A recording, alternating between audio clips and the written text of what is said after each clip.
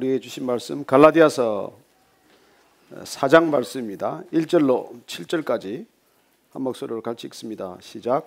내가 또 말하노니 유업을 이을 자가 모든 것의 주인이나 어렸을 동안에는 종과 다름이 없어서 그 아버지가 정한 때까지 후견인과 청지기 아래에 있나니 이와 같이 우리도 어렸을 때 이 세상의 초등학문 아래에 있어서 종 노릇하였더니 때가 참에 하나님이 그 아들을 보내사 여자에게서 나게 하시고 율법 아래에 나게 하신 것은 율법 아래에 있는 자들을 속량하시고 우리로 아들의 명분을 얻게 하려 하심이라. 너희가 아들이므로 하나님이 그 아들의 영을 우리 마음 가운데 보내사 아빠 아버지라 부르게 하셨느니라. 그러므로 내가 이후로는 종이 아니요 아들이니 아들이면 하나님으로 말미암아 유업을 받을 자니라. 아멘. 하나님 아버지, 저희들이 오늘 어린아이들이 찬양한 것처럼 저희들도 믿음 안에서 어린아이와 같기에 어린아이를 기쁘게 맞아주시는 아빠 아버지께 나와왔습니다. 오늘도 말씀하실 때 그 말씀으로 힘을 얻게 하시고 그 말씀으로 아버지의 사랑이 얼마나 크고 위대한 사랑인지 깨닫게 하여 주옵소서. 예수님 이름으로 기도합니다. 아멘. 이 땅 가운데 예수님께서 오셔서 제자들이 기도를 가르쳐 달라고 부탁합니다. 기도 왜 안 했겠어요? 늘 기도하는 사람들이죠. 그럼에도 불구하고 그 흔한 유대인들의 기도, 또 혹은 중언부언하는 이방인들의 기도와는 다른 주님의 기도를 기대하면서 기도 좀 가르쳐 주세요. 그렇게 부탁했을 때 주님께서 기도를 가르쳐 주십니다. 주님이 가르쳐 주신 기도, 줄여서 우리는 주기도문이라고 하지만 기도는 어떻게 시작이 됩니까? 하늘에 계신 우리 아버지여로 시작이 되죠. 아버지여, 아버지. 헬라 원어를 보면 파테르라고 되어 있지만 그래서 우리가 father라고 부른 것 같지만 아니요. 예수님께 쓰셨던 그 당시 언어 아람어로는 아빠라고 되어 있습니다. 아바. 아바 아버지예요. 그래요. 하나님께 우리가 기도로 나아가면서 첫 번째 부르는 호칭이 아빠라는 것입니다. 아빠. 구약 시대에도 하나님을 아버지로 표현하는 그런 묘사가 있습니다. 구약 성경 전체를 통틀어서 한 15번 정도 하나님을 아버지라고 부르지만 그러나 그건 이스라엘 백성 전체와 하나님과의 관계를 설정하는 그런 단어예요. 그래서 한 개인이 기도 중에 하나님을 아빠라고 지극히 사적이고 지극히 쓰기 어려운 그런 호칭을 하나님께 부르라고 가르치신 건 예수님이 처음입니다. 예수님께서는 어떻게 기도하는데 하나님을 아빠라고 부르라고 하실 수 있습니까? 그분은 이 땅에 어쩌면 하나님이 누군지를 그 본질을 놓쳐버린 유대 땅에 와서 하나님이 다시 누구신지를 가장 정확히 알려주고 계신 것이죠. 그래야 하나님은 아빠가 되십니다. 아빠. 우리는 어리면 얼마나 어릴까요? 이 나이가 되면 좀 알 것 같습니까? 아무것도 모르는 사람들이에요. 우린 정말 아이보다도 더 아이와 같은 사람들입니다.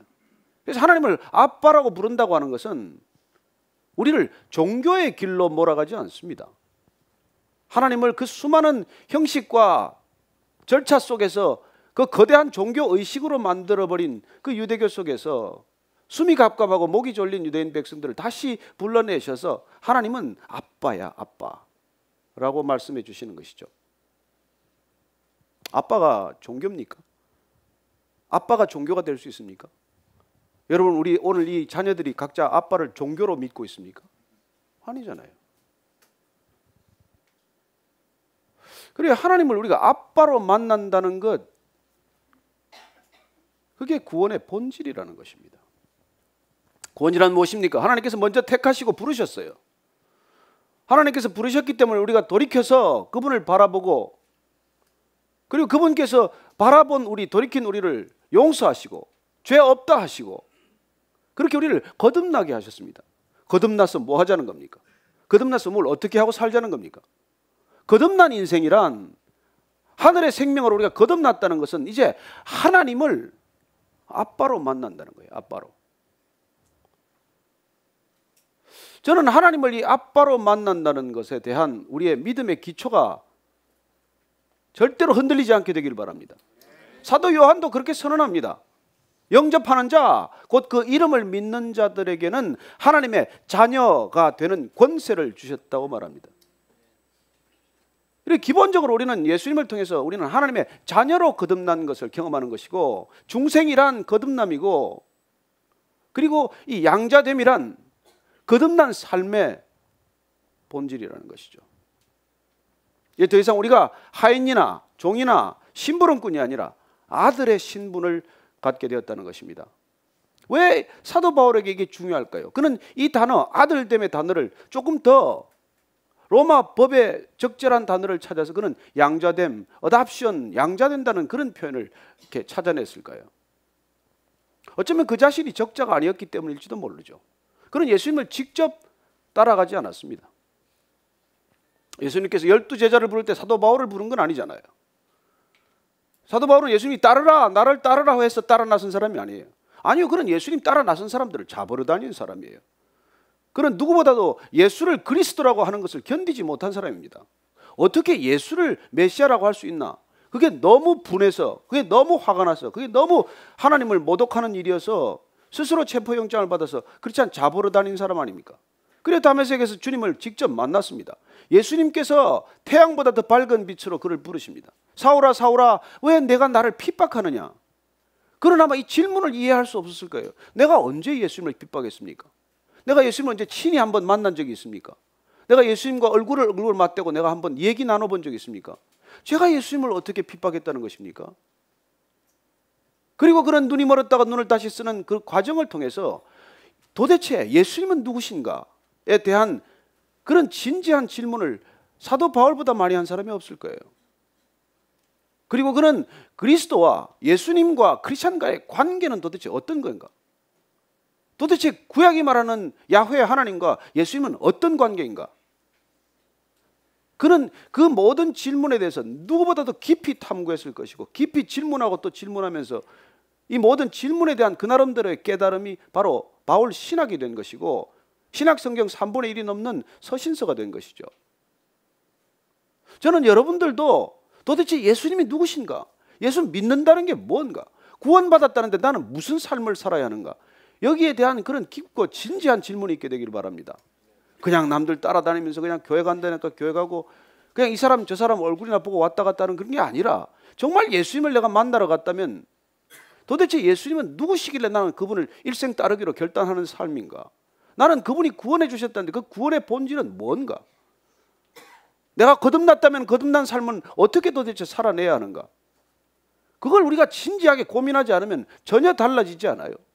머릿속에 지식으로만 그친다면 무슨 변화가 있습니까? 10년, 20년 세월만 보냈지 크리스천들이 뭐가 달라져요? 교회 숫자만 늘어났지 교회가 뭐가 달라집니까? 교회가 아니라도 할 수 있는 일들, 세상이 얼마나 더 잘할 수 있는 일들이 있는데 그 일들을 교회가 흉내내면서 무슨 세상에 감동을 주는 것입니까? 저는 우리가 구원이 얼마나 가치 있는 것인지 모르길래, 구원받은 삶의 본질이 어떤 것인지 모르기 때문에 우리는 구원에 관심이 없는 사람들과 하등 차이가 없이 살아가는 것이죠. 정말 우리가 구원받은 것이 진정한 가치가 무엇이라면, 얼마나 소중한 것이 그 가치를 정말 절절히 깨닫는다면 우리는 절대 구원 모르는 사람이나 구원받지 않은 사람이나 하나님이 없다고 하는 사람들과는 다를 수밖에 없는 삶을 살 거예요. 그러나 구원이 뭔지, 구원받고도 내 삶에 왜 이렇게 나는 삶이 공고한지, 뭐 그런 것에 묶여 산다면 우리는 정말 예수님이 이 땅에 오셔서 십자가 지고 우리에게 죄사하고 그리고 우리를 구원하고 거듭나게 하셔서 우리를 이 아들 되게 하셨다는 것의 본질을 우리가 놓친 것입니다. 여러분, 어떻게 종으로 사는 것과 아들로 사는 것이 다르겠어요? 제가 여러분 우리 집에 뭐 하인이 한 10명 있다고 칩시다. 어느 날 한 사람 불러가지고 너 하인으로 평생 살래? 내 아들 노릇 할래? 내 입양해서 아들 될래? 무슨 갈등이 있겠어요? 제가 좀 생각해 보겠습니다. 저는 아무래도 하인이 좋습니다. 그럴 사람이 없잖아요. 그럴 사람이 없잖아요. 그렇다면 우리가 왜 구원을 전할 때 그 사람들은 구원을 받아들이지 않습니까?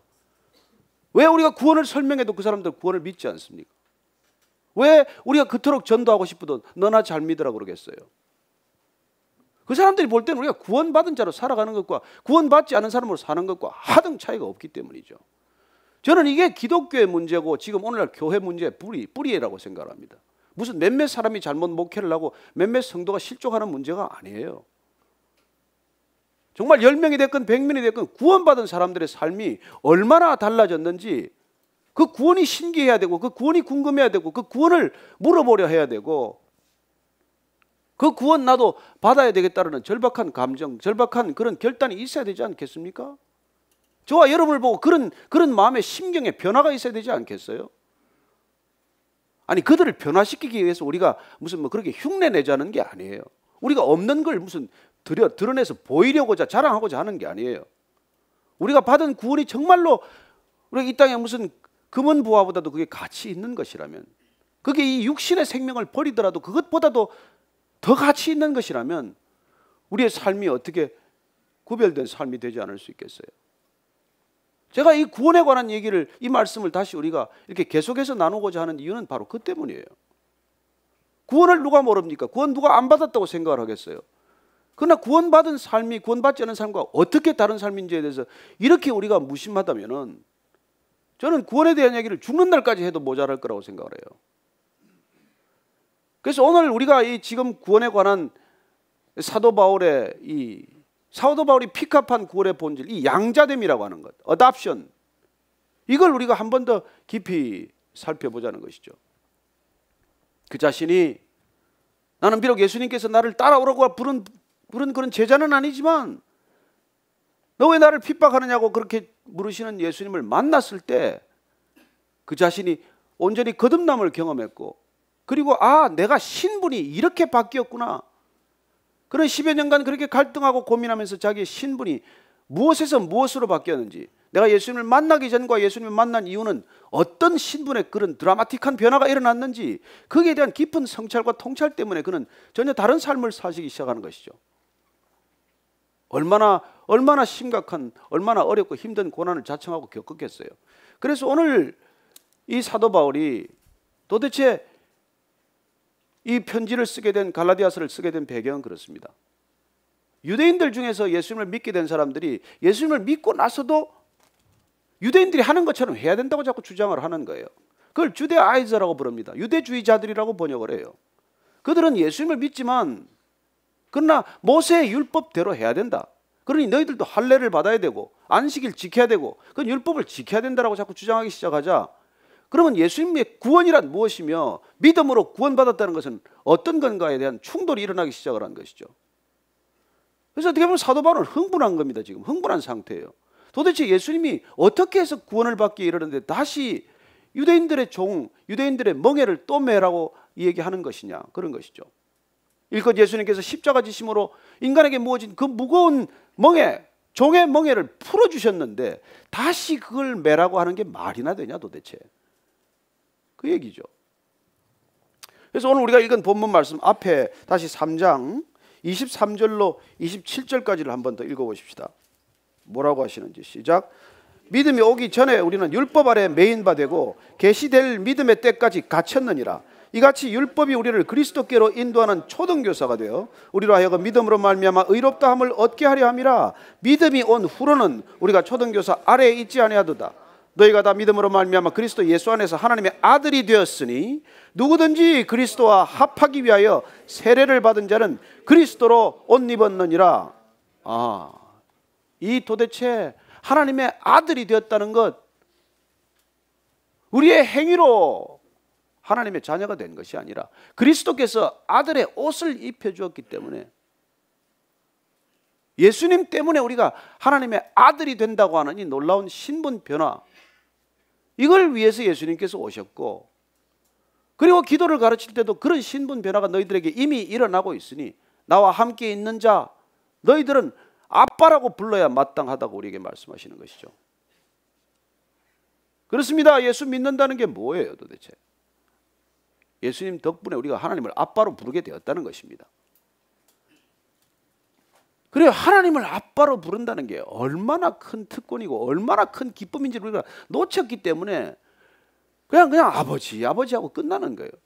그러고는 뭐 그분이 동네 아저씨인지 무슨 뭐 옆집 아저씨인지 그냥 모르고 사는 거죠.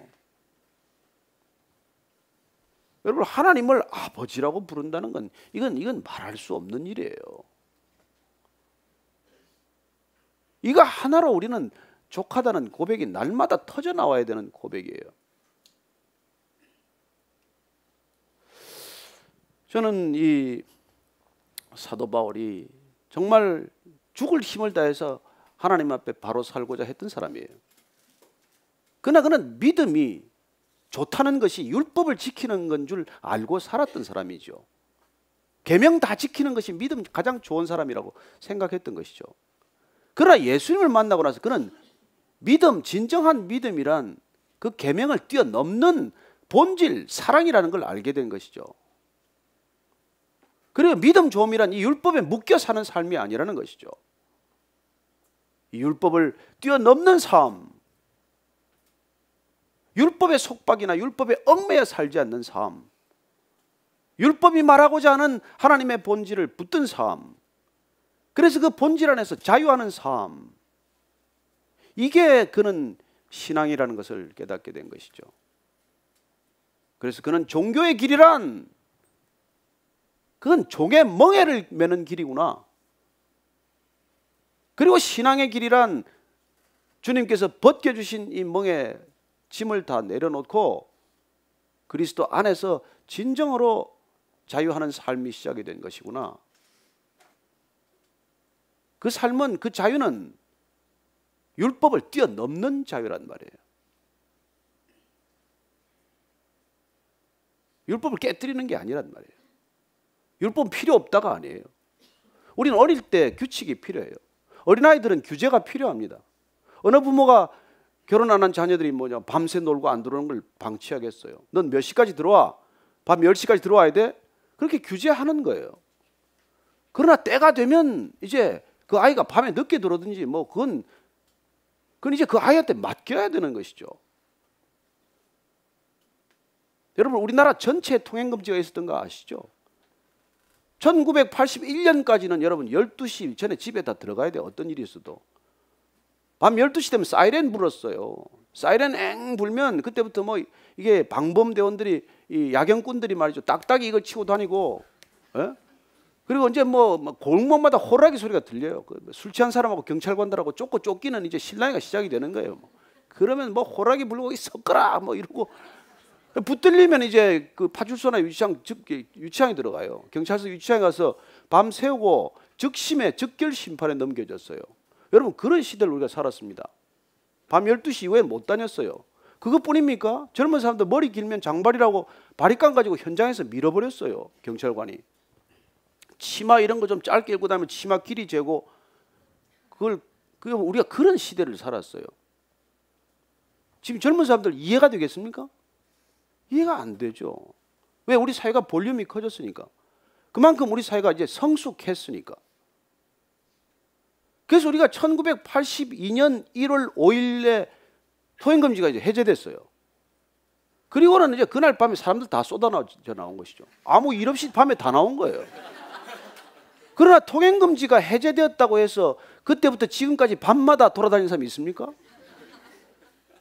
없잖아요. 그렇게 통행금지를 풀었지만 이제 자율적으로 내가 아침에 새벽 예배를 가는 사람은 밤에 어쨌건 9시건 10시건 잘 것이고, 또 밤에 밤샘 근무를 해야 되는 사람이거나 철야 기도를 하는 사람은 어떻게 보면 밤을 새웠다가 새벽녘에나 또 그런 두려워하지 않고 경찰관을 피해 다니지 않고 집으로 자유롭게 떳떳하게 갈 수 있는 그런 시대가 된 거예요. 예수님께서 이 땅에 오셔서 통행금지 폐지하러 왔다 이렇게 말씀드리는 건 좀 이상한 그런 비유가 될지 모르겠지만, 그리고 한 시대가 끝나고 새 시대가 시작이 되었다는 것입니다. 통행금지 시대가 끝나고 통행금지 해제 시대가 시작된 것처럼 예수님께서 그 전에는 하나님께서 우리에게 율법을 주셔서 율법이 없으면 죄가 죄인 줄도 모르기 때문에 그 율법을 지키는 것을 훈련시키셨지만, 때가 이름에 그 아들을 보내서 율법을 예수님의 사랑으로 완성케 하시고 율법을 뛰어넘는 삶, 율법의 규제에 묶이지 않는 삶, 율법의 본질을 넉넉히 이기고 그걸 초월하는 사랑의 삶을 우리에게 보여주시고 들려주시고 우리를 그 길로 인도하시기 위해서 오셨다는 거예요. 이걸 사도 바울이 절절히 이게 우리에게 설명하고 싶은 것이죠. 그래서 어릴 때는 그런 규제가 필요하고 초등학교 교사 같은 분이 필요하지만, 그러나 이제 나이 들면 이제 신앙에 있어서도 그런 길이 열려야 한다는 거예요. 신앙이 이제 자율적인 신앙으로 그렇게 넘어가는 시대에 접어들었다, 그 얘기를 하는 것입니다. 그래서 4장 1절부터 5절까지를 한번 더 읽을게요. 4장 1절에서 5절까지 한번 한 목소리로 다시 드리겠습니다. 시작. 내가 또 말하노니 유업을 이을 자가 모든 것의 주인이나 어렸을 동안에는 종과 다름이 없어서 그 아버지가 정한 때까지 후견인과 청지기 아래에 있나니 이와 같이 우리도 어렸을 때 이 세상의 초등학문 아래에 있어서 종노릇하였더니 때가 참에 하나님이 그 아들을 보내사 여자에게서 나게 하시고 율법 아래에 나게 하신 것은 율법 아래에 있는 자들을 속량하시고 우리로 아들의 명분을 얻게 하려 하심이라. 상속자라고 하더라도, 하나님의 나라를 이어받을 상속자, 그런 상속인이라고 하더라도 어릴 때는 후견인이나 다른 보호자를 두어야 한다는 것이죠. 여러분, 어린아이들한테 누가 돈을 마음대로 줍니까? 아무리 큰 재산이 있더라도 어린아이가 상속자지만 상속자의 신분과 그거에 보장이 되었다고 하더라도 큰 돈 주지 않아요. 왜요? 아이가 돈의 가치를 모르고 돈을 잘 쓸 수 있는 능력이 없기 때문에 그렇게 맡기지 않습니다. 그래서 저는 여러분들이 하나님께서 뭐 큰 돈 안 주면 안심하시기 바랍니다. 난 뭐 그런 능력이 없나 보다, 그렇게 생각하면 돼요. 억울하십니까? 그리고 우리가 그렇게 상속자이지만은 그런 후견인과 청지기가 필요하다고 할 때가 있지만, 그러나 이제 성인이 되고 이제 그 시기를 지나면은 본인이 스스로 청지기나 무슨 뭐 후견인한테 도움을 청할 수 있고 의논할 수 있지만 그들이 불쑥불쑥 나타나서 제멋대로 간섭하는 일은 없다는 것입니다. 그렇게 입장이 바뀐 것이에요. 그래서 우리가 하나님께서 이 땅에 예수님을 보내주셔서 이제 그 사실을 우리에게 알려주신 거예요. 그리고 우리의 죄를 걷어가심으로 이제는 정말 하나님의 사랑 안에서, 그리스도의 사랑 안에서 율법에 묶인 삶이 아니라 율법 정도는 뛰어넘는 성숙한 사랑, 그런 놀라운 세상의 이런 삶과는 비교할 수 없는 삶으로 우리를 인도해 가시기를 원하는 것이죠. 이게 그리스도인의 삶의 비밀이에요. 그냥 어떻게 세상 사람하고 삶이 그렇게 비교가 되겠습니까? 저는 여러분들이 그 하나님의 상속을 받는다는 것, 그런 유업을 받는다는 그 놀라운 기대와 기쁨 때문에 얼굴이 항상 저는 여러분들이 밝아야 한다고 믿습니다. 지금 잠깐 밝으려고 그렇게 애쓰지 마시고 항상 어디를 가나, 언제 어디서나 누구를 만나나 여러분들 얼굴 안에 나는 상속자 이렇게 써가지고 다녀야 되는 거예요. 그러니 종으로 사는 사람하고는 우리가 다른 삶을 살았단 말이에요. 그리고 우리가 자유인으로 이제 부름받았기 때문에 종으로 있는 사람들에게 내 신분이 무엇인지를 가르쳐주는, 알려주는 인생이 시작이 됐다는 것이죠. 그래서 예수님께서 우리를 먼저 부르셔서 우리를 먼저 자유케 하시고 우리를 먼저 상속자로 삼으신 것이죠. 그래서 그분은 종으로 일부러 오셨어요. 종된 우리에게 다가오기 위해서. 그걸 우리는 성육신이라고 하지 않습니까? 그분이 하늘 보좌를 버리고 이 땅에 종으로 오셔서 종들에게 다가오셔서 종들의 삶을 그분께서 청산케 하신 것이죠. 저는 이 놀라운 예수님의 사랑이 우리에게 느껴지게 되기를 바랍니다. 그럴 때 말이죠, 우리는 어떻게 되는지를 한번 보십시다. 6절 말씀입니다. 시작. 너희가 아들이므로 하나님이 그 아들의 영을 우리 마음 가운데 보내사 아빠 아버지라고 부르게 하셨느니라. 그것이 아들의 명분, 아들의 이 권세를 주시기 위해서 이제 더 이상 종에 묶여 있지 말아라. 그래서 아들의 영으로 우리의 영적인 변화가 일어나는 삶이에요. 여러분, 크리스찬이라는 게 왜 이해가 되지 않는 거니까 영이 바뀌어야 한다는 사실을 무시하기 때문에 그래요. 우리는 영적으로 거듭난 사람들이기 때문에 영적인 변화를 경험하게 되면 더 이상 우리가 종의 신분에 머물러 있는 것이 아니라 하나님을 아빠라고 부르기 시작하고 하나님을 아버지라고 자연스럽게 부르기 시작하는 거예요. 여러분, 이 세상의 가장 큰 상실감은 아빠를 경험하지 못하는 것입니다. 고아가 왜 슬픕니까? 고아들에게 왜 슬픔이 많고 한이 많겠어요? 아버지를 아버지로 불러보지 못하고 또 아버지를 아빠라고 친근하게 불러보지 못하고 어머니를 어머니라고 부르지 못하고 어머니를 엄마라고 친절 이게 진심을 다해 불러보지 못했기 때문에 평생 그 한이 서려 있는 거예요. 그 아이들이 언제 회복이 됩니까? 정말 좋은 부모를 만나서 입양되면 그런 아픔에서 벗어나기 시작하는 것이죠. 그래서 입양이란 그렇게 중요한 거예요. 그래서 제가 예수 믿고 나서 참 입양을 좀 해야 되겠는데, 그래서 입양을 하려고 그렇게 기도를 하고 제 아내한테 어느 날 부탁을 했어요. 여보, 우리도 입양을 한번 해야 되지 않겠니? 제 아내가 펄쩍 뛰어요. 당신 이때까지 아들 둘이 클 때까지 한 번도 아들 안 주지도 안 하고 이게 한번 그 기저귀 한 번 안 갈아줘 놓고 무슨 낯으로 그걸 지금 아이들 입양하라 그러냐. 그 제가 할 말이 없었어요. 사실이니까. 근데 어쨌건 우리가 정말 이 입양을 통해서 아이들이 그렇게 바뀌는 것이죠. 미국 워싱턴 주에 하원 의원도 지내고 상원 의원도 지낸 신호범 의원이 16살 때 입양이 되었어요. 여기서 정말 어렵게 살았던 그런 소년이었습니다. 그 땅에 가서 정말 아버지를 경험하고 어머니를 경험하고, 그런데도 불구하고 마음 한켠에 조금씩 이렇게 미흡함이 있었어요. 자기가 뭔지 그걸 곰곰 들여다보니까 친자녀들은 심하게 나무라는데 본인은 그렇게 안 나무라더라는 거예요. 그게 마음에 또 상처가 되더라는 거예요. 왜 자기 자녀는 그렇게 혹독하게 나무라는데 나는 왜 눈치를 보고 안 나무라나? 그래서 어느 날 그 얘기를 드렸다는 거예요. 저도 그렇게 꽃같이 호되게 나무라 주십시오. 그렇게 나무랄 때 본인이 정말 자녀가 되었다, 그런 느낌을 갖게 되었다는 겁니다. 저는 아버지가 그 나무람 속에 사랑이 있다는 걸 우리가 알 때, 그때 우리가 정말 자녀가 되는 것이죠. 여러분, 친자녀라면 야단 맞습니다. 그러나 종이 야단 맞는 것과는 느낌이 다르잖아요.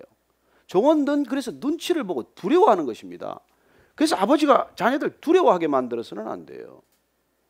내가 너를 사랑하기 때문에 나무란다는 게 신뢰관계가 생겨야 되는 것이죠. 여러분, 나무가 뿌리가 깊으면 바람이 아무리 흔들려도 넘어지지 않습니다. 아버지와 아들 간의 관계가 뿌리 깊으시 그렇게 뿌리가 깊으면 그렇게 야단친다고 관계가 끊어지거나 흔들리지 않아요. 그 뿌리 깊은 관계가 형성되기 전에 아이들을 심하게 나무라거나 하면 관계가 어려워지죠. 그러나 어쨌건 하나님께서는 우리에게 부모라는 대리자를 통해서 하나님의 사랑이 어떤 것인지, 하나님의 자녀됨이 어떤 것인지를 충분히 경험하게 하시는 것입니다. 그래서 이 땅에 부모가 너무 중요해요. 부모로부터 사랑을 경험하지 못하면 하나님의 사랑을 느끼기가 아주 어렵습니다. 오늘 이 시대가 이렇게 가정이 무너지는 이유, 교회가 이토록 무너지는 이유, 여러분, 가정이 무너졌는데 교회는 안 무너지겠어요? 그래, 하나님께서 우리를 얼마나 사랑하시는지, 그 아들됨이 무엇인지를 집에서부터 경험하지 못하기 때문에 교회 와도 일껏 와도 신앙 안에서 자녀됨, 아들됨, 딸이됨, 양자됨, 이 그 특권을 알 수가 없는 거예요. 그래서 아들됨에 당당함이 없기 때문에 늘 두렵고 눈치 보는 그런 종교인의 삶을 어이없이 걸어가는 것이죠.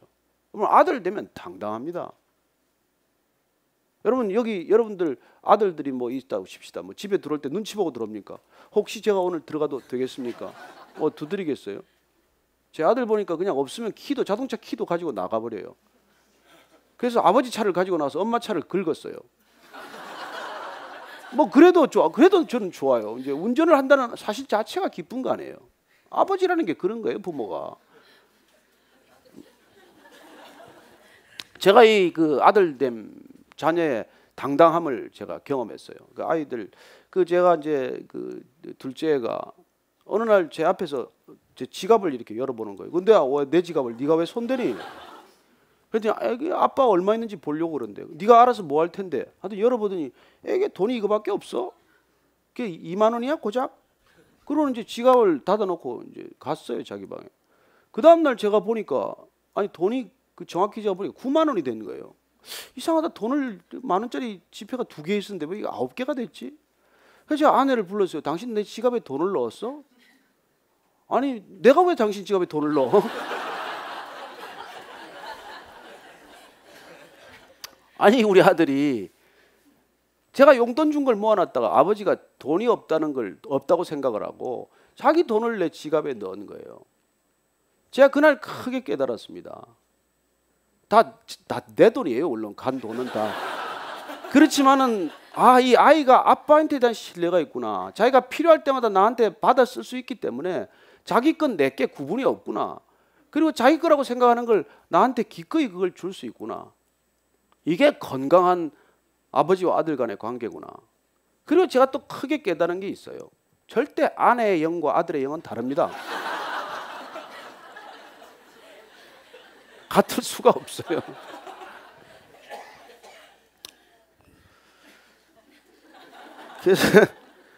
그래서 이 사도 바울이 로마서에서 도대체 아들이 된다는 것, 아들의 영을 받는다는 게 이게 얼마나 신앙생활에 중요한 핵심인지를 다시 한번 우리에게 일러주고 있습니다. 자, 8절 로마서 8장 14절 15절 말씀 다시 한번 읽겠습니다. 다시 한번 읽겠습니다. 시작. 무릇 하나님의 영으로 인도함을 받는 사람은 곧 하나님의 아들이라. 너희는 다시 무서워하는 종의 영을 받지 아니하고 양자의 영을 받았으므로 우리가 아빠 아버지라고 부르짖느니라. 하나님의 영으로 인도함을 받는 사람이 곧 하나님의 아들입니다. 그래서 우리가 아들의 영을 받고 나면 하나님을 거침없이 아빠라고 부르는 거예요. 그 아버지라고 부르는 것이 스스럼 없이 주저하지 않고 그냥 아빠를 막 부르는 것이죠. 여러분, 세상에는 부를 이름이 없어서 슬픈 거예요. 세상 사람들은 하나님을 아빠라고 부를 수 없기 때문에 외로운 것입니다. 그래서 가져도 슬프고 가져도 목마르고 가져도 불안해요. 그러나 여러분들이 하나님을 아빠로 만나기 시작하면 비록 가진 건 없어도 내 손에 보이는 건 없고 쥔 거는 없어도 불안하지 않아요. 마치 제 아이가 그렇게 돈을 주고도 아무 불안이 없는 것과 마찬가지예요. 그 아이가 싱가포르에 갔더니 싱가포르에 이제 가서 조금 뭐 있는 동안에 저희 부부가 또 갔어요. 갔더니 또 이번에도 또 싱가포르 달러를 자기 엄마한테 50불씩을 또 갈라줘요. 현지 돈이 없지. 아니 이거 아들 자랑하는 게 아니에요. 아는 게 여러분들이 그렇게 되라는 것도 아니에요. 될 가능성도 희박해요. 그렇지만 우리가 정말 아버지를 사랑하고 그러면 아버지께로부터 다 받은 것이기 때문에 아버지께 돌려드리는 게 어렵지 않아요. 왜 저는 여러분들 신앙의 기쁨이 없습니까? 왜 계속 불안하고 그렇게 목말릅니까? 여러분 주어보십시오. 아낌없이 아버지한테 되돌려 줘보십시오. 얼마나 큰 기쁨을 맛보는지 몰라요. 여러분들의 삶은 지평이 달라질 것이고 삶의 퀄리티는 비교할 수 없는 퀄리티가 될 거예요. 그게 신앙의 이 본질이라는 것입니다. 저는 오늘 사도 바울이 우리의 구원의 핵심인 이 양자됨, 이 단어를 픽업을 해서 우리 신앙이 정말 종의 영에 머무르지 않고 늘 두려워하고 늘 하나님을 무서운 아버지로 경험을 하고 뭐 조금만 하면 나한테 또 야단 맞았나, 뭐 조금만 하면은 이거 지난번에 헌금 좀 안 했더니 차가 긁혔나, 이런 그런 차원에 우리가 머물러 있지 말라는 거예요. 양자의 영이 아니라 우리가 하나님의 영, 아버지의 영을 받았기 때문에 여러분들에게 두려운 생각이 들면 담대하게 내쫓으십시오. 나사렛 예수 그리스도의 이름으로 명하노니 아버지의 영을 받은 나에게 양자의 영은 물러갈지어다. 이렇게 담대하게 기도하면은 여러분들 평안이 되찾을 줄로 믿습니다. 늘 두렵게 하고 우리를 늘 힘들게 하고 늘 그냥 그만두었까 보다, 그냥 그만 살까 보다, 그만 내쫓아 버릴까 보다, 이런 생각이 드는 우리를 붙들어서 정말 다시 한번 주의 사랑에 확인하게 하고 그 사랑에 그렇게 붙들린 바, 메인 바 되게 하는 그 영이 바로 아버지의 영이라는 거예요. 그게 우리 아들에게 주어진 영이라는 것입니다. 저는 여러분들이 그 영 때문에 기쁨을 감추지 못할 수 있게 되길 바랍니다.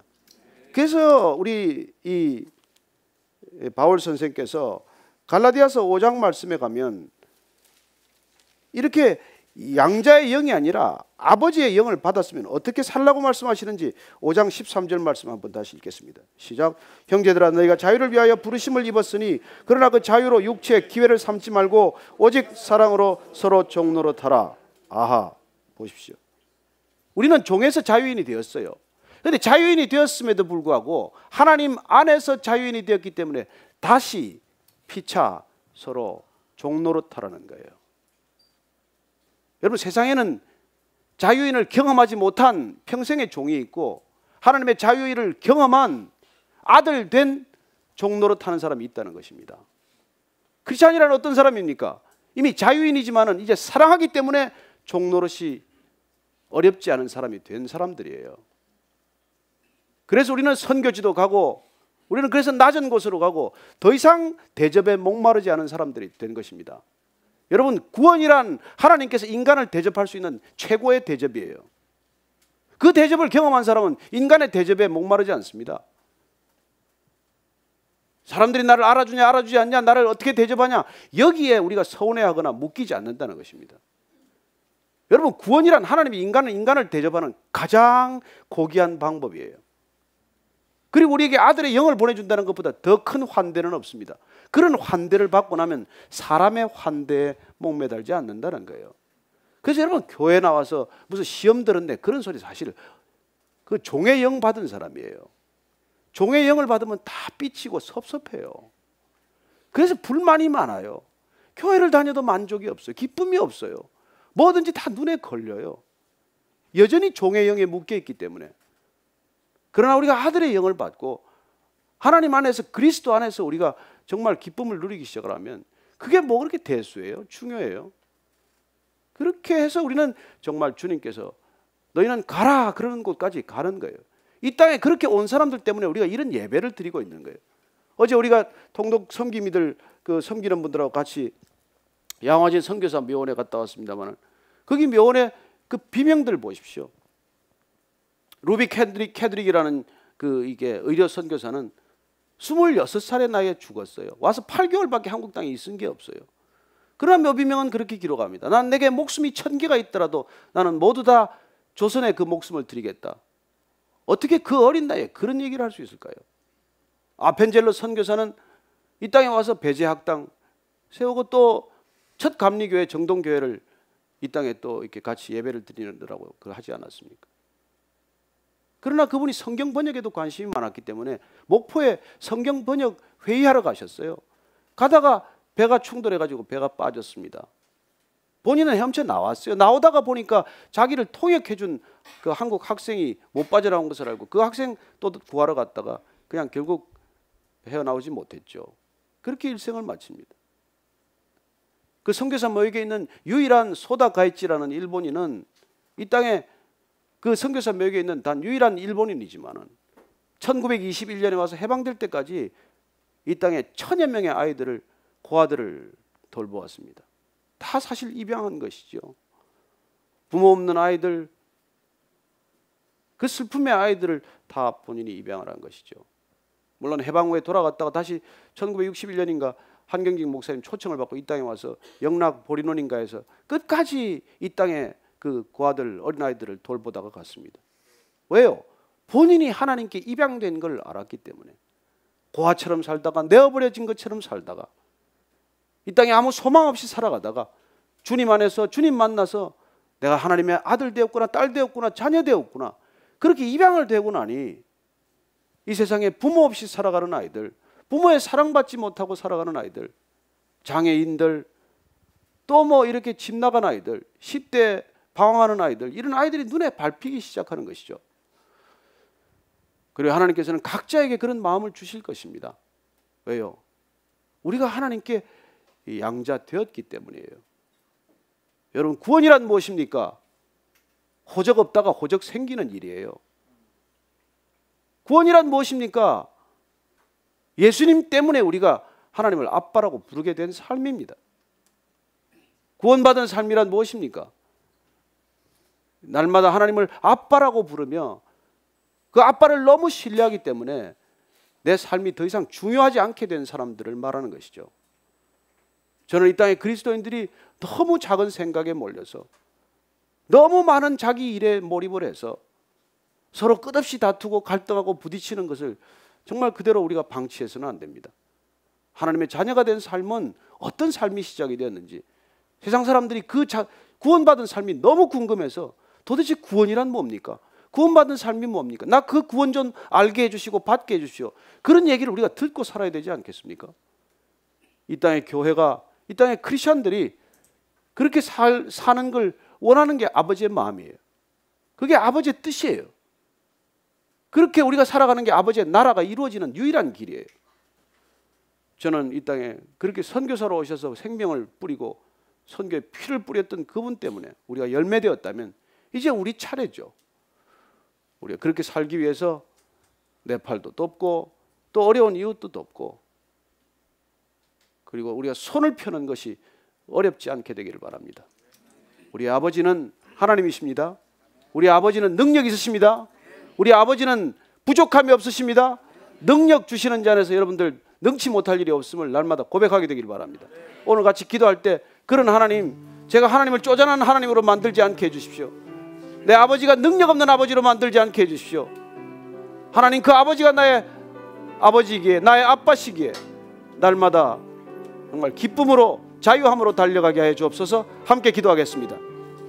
하나님 아버지, 주여, 하나님이 어떤 하나님인지 지금 사도 바울을 통해서 알게 되었습니다. 주님께서 우리를 그토록 사랑하셔서, 하나님 사랑하는 주님께서 우리를 자녀 삼으셨사오니 자녀됨의 권세, 양자됨의 특권, 그 특권을 놓치지 않고 살아가는 우리가 되게 해 주시옵소서. 주여 붙들어 주시옵소서. 하나님 붙들어 주시옵소서. 우리 가운데 함께 하시옵소서. 살아계신 하나님 아버지, 하나님이 나의 아빠이시기에 주님, 나는 부족함이 없습니다 고백하게 하옵소서. 하나님이 나의 아빠여서 내가 능력 없다고 낙심하지 않게 하여 주옵소서. 하나님이 나의 아빠여서 주님 안에서 어떤 것이든 주의 뜻 안에 넉넉히 이루어지고 이길 것임을 믿음으로 고백하게 하여 주옵소서.